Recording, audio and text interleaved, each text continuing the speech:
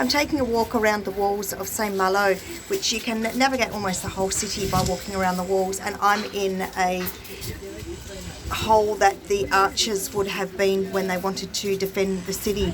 So it's part of the walls, and it's a little tiny gap that they would have been able to defend the city from.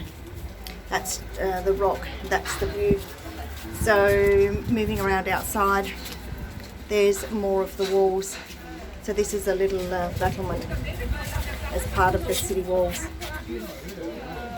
So if you'd like to see more of Saint Malo, it's included on my tours to Brittany. It's a magical city and there's so much to do.